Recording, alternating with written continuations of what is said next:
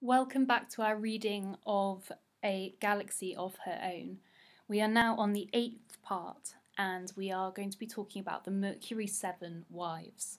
So in our last part where we talked about Jerry Cobb, we spoke about the Mercury 7, who were the 7 men who were selected to join the Mercury program for NASA.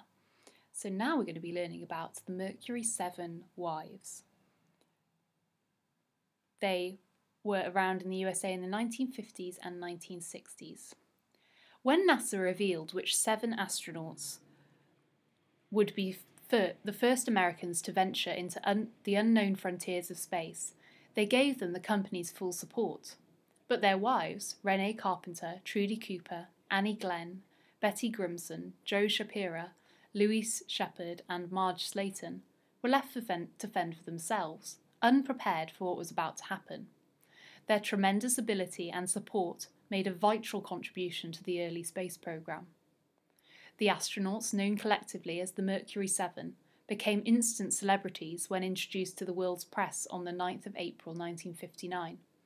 Journalists immediately began to clamour for information about their wives and families, knocking on their home front doors, thrusting cameras and microphones at the unsuspecting occupants. The wives of the Mercury 7 faced great pressure to present a perfect image to the outside world, model housewives for women across America to live up to.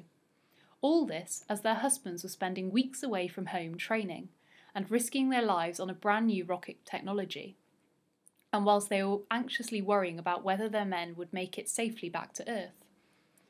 The women coped by coming together, supporting each other through each mission and the unique challenges of their situation. Whenever the press cornered them after a launch, they would always respond that they felt proud, happy, and thrilled. As the astronaut corps grew through the years since, so has the community of families. Astronaut training takes place all around the world, as the crew learn about different equipment and experiments which various countries have built and contributed to the International Space Station, ISS. Astronauts can be away from their families for a very long period of time, even when on Earth. The flights of the Mercury astronaut only lasted a few hours, but today's missions usually last for many months. When in space, astronauts have lots of ways of communicating with friends and family back on Earth.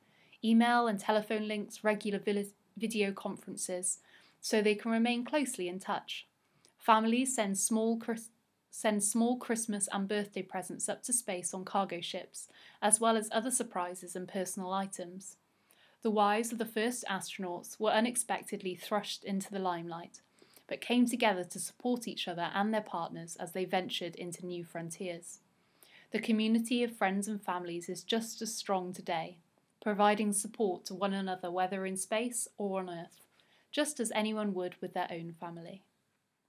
And this is an illustration of the Mercury 7 wives. And a quote from one of them, Annie Glenn. "We didn't realise what his first flight was going to cause, that the whole country would come together and be so excited."